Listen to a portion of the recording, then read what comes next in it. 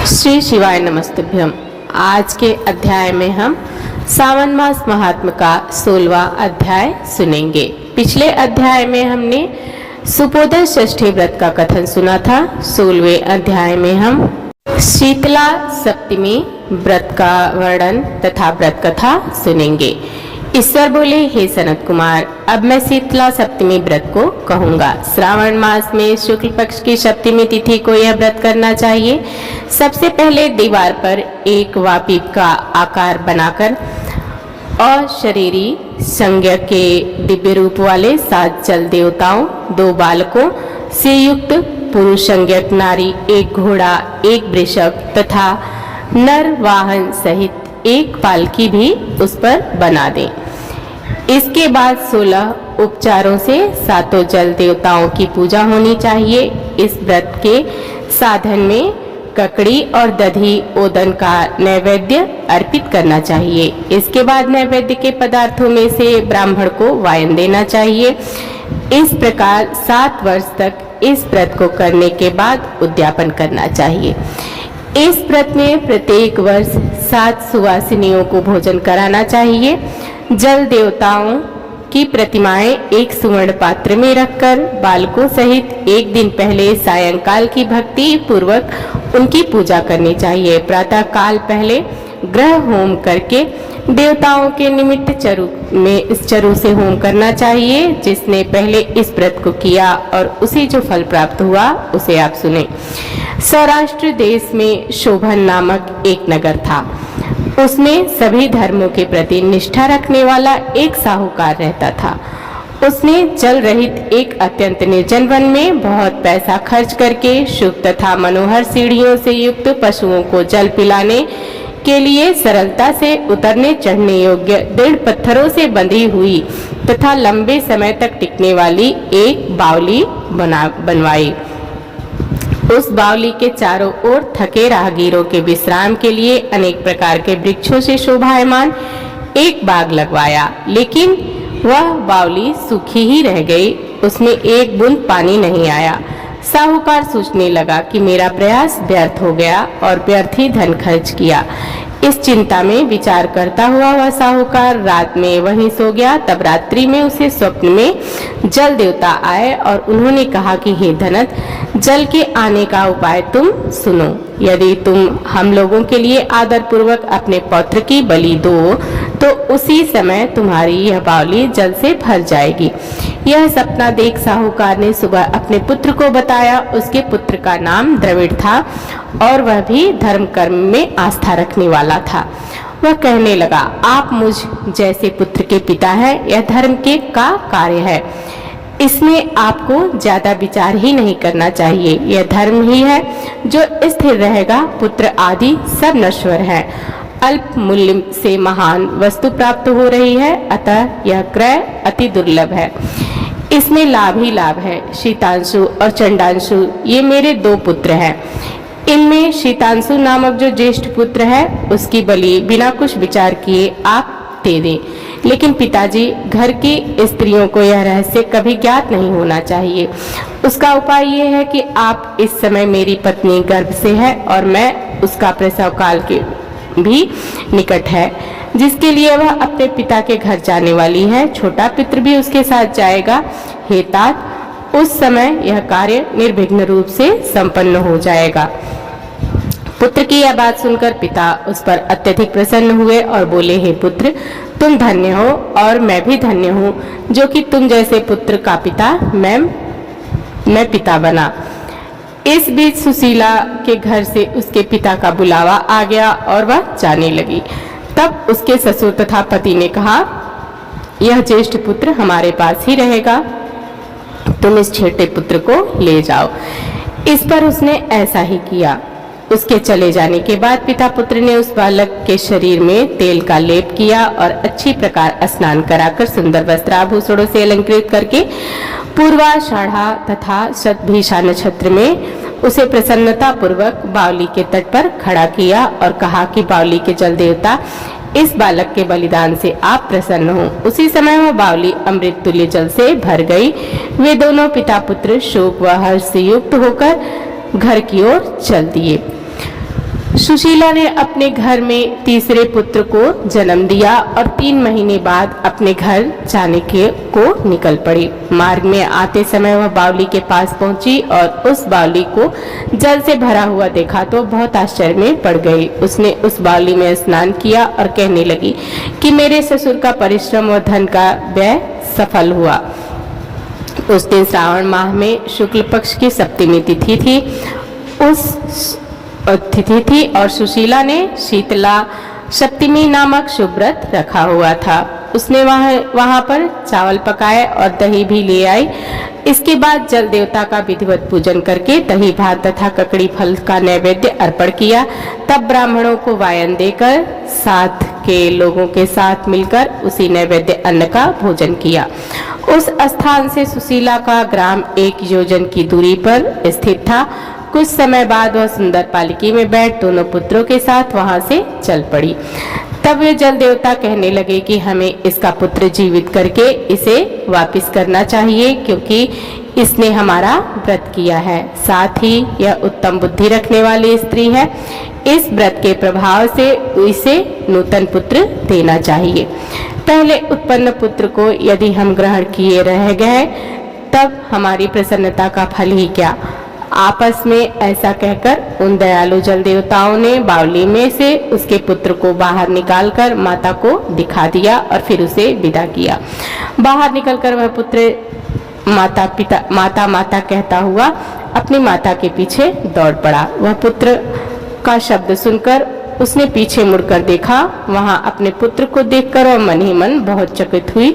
उसने अपनी गोद में बिठाकर उसने उसका माथा सूंघा, किंतु वह डर जाएगा इस विचार से उसने पुत्र से कुछ नहीं पूछा। वह अपने मन में सोचने लगी कि यदि इसे चोर उठा लाए तो आभूषणों से युक्त कैसे हो सकता है, और यदि पिशाचों ने इसे पकड़ लिया था तो दोबारा छोड़ क्यों दिया।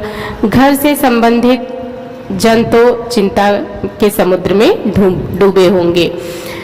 इस प्रकार सुशीला सोचती हुई वह नगर के द्वार पर आ गई। तब लोग कहने लगे कि सुशीला आई है। यह सुनकर पिता पुत्र अत्यंत चिंता में पड़ गए और कि वह ना जाने क्या कहेगी और उसके पुत्र के बारे में हम क्या जवाब देंगे।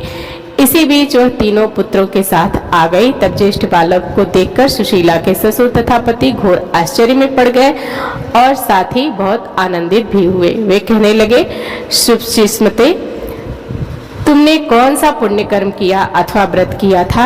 हे भाभिनी, तुम पतिव्रता हो, धान्य और पुण्यवती हो। इस शिशु को मरे हुए 2 माह बीत चुके हैं और तुमने इसे फिर से प्राप्त कर लिया, और वह बावली भी जल से परिपूर्ण है। तुम एक पुत्र के साथ अपने पिता के घर गई थी, लेकिन वापस तीनों पितरों के साथ आई हो। हे शुभ, तुमने तो कुल का उद्धार कर दिया है। शुभानने, मैं तुम्हारी कितनी प्रशंसा करूं।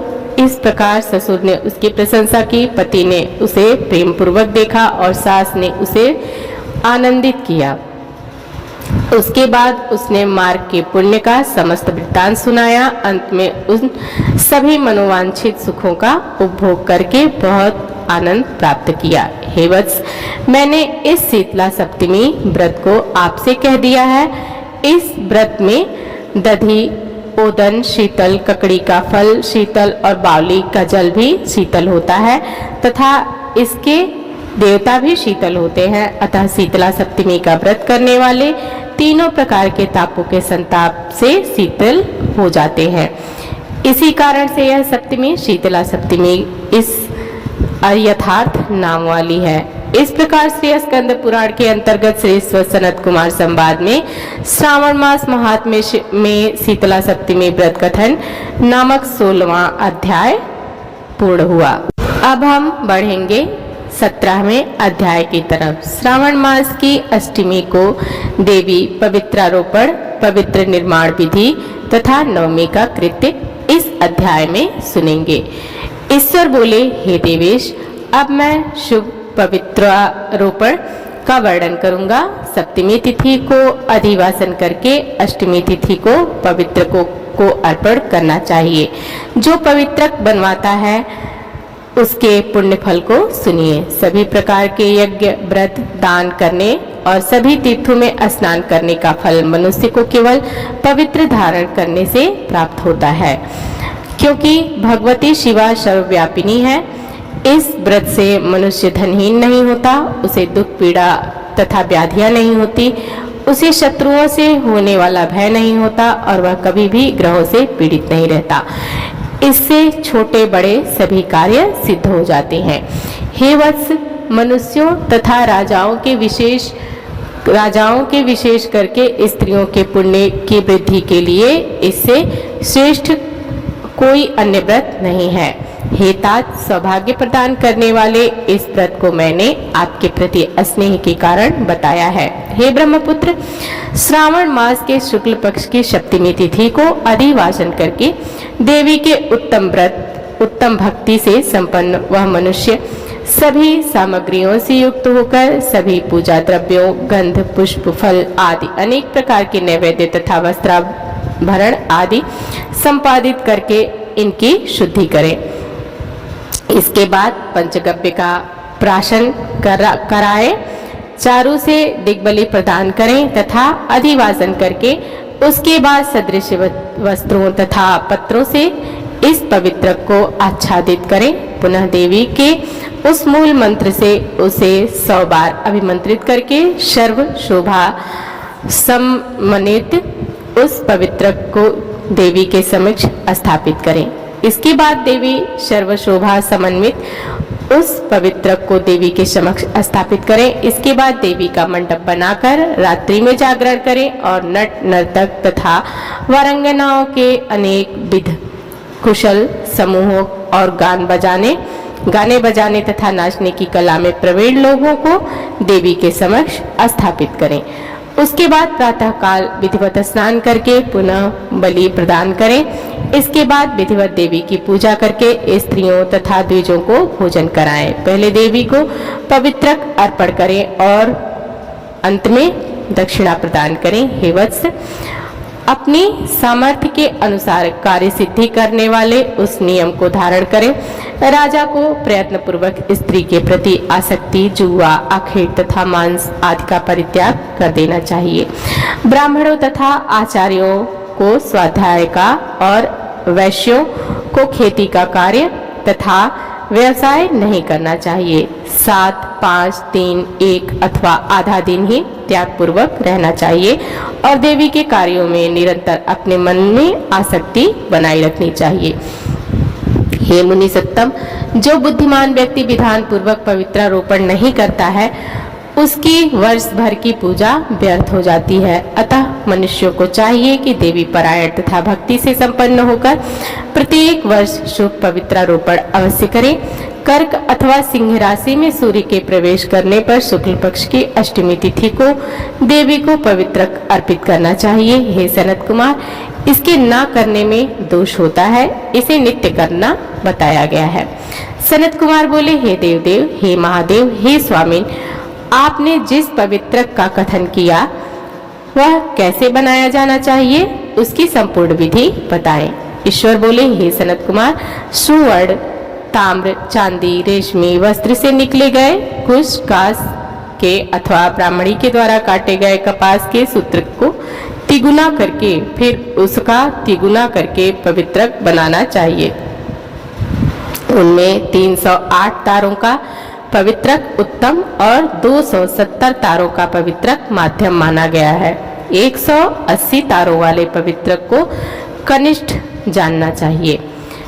इस प्रकार 100 ग्रंथि का पवित्रक उत्तम, 50 ग्रंथि का पवित्रक माध्यम तथा 26 ग्रंथि का सुंदर पवित्रक कनिष्ठ होता है, अथवा 6, 3, 4, 2, 12, 24, 10 अथवा 8 ग्रंथियों वाला पवित्रक बनाना चाहिए, अथवा 108 ग्रंथि का पवित्रक उत्तम, 54 ग्रंथि का माध्यम तथा 27 ग्रंथि का कनिष्ठ होता है।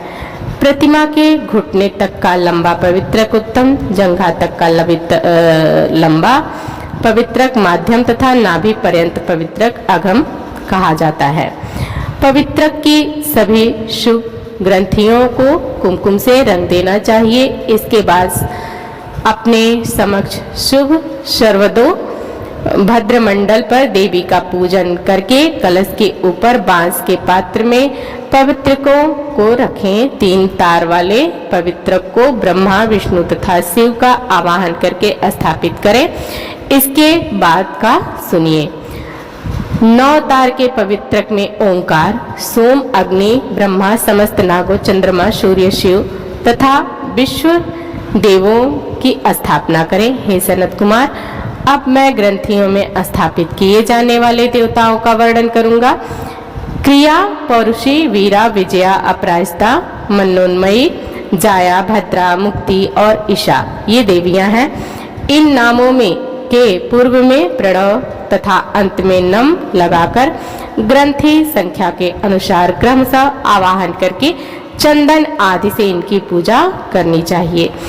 इसके बाद प्रणव से अभिमंत्रित करके देवी को धूप अर्पण करना चाहिए। हे सनत कुमार, मैंने आपसे देवी की इस शुभ पवित्रारोपण का वर्णन कर दिया। इसी प्रकार अन्य देवताओं का भी पवित्रारोपण प्रतिपदा आदि तिथियों में करना चाहिए।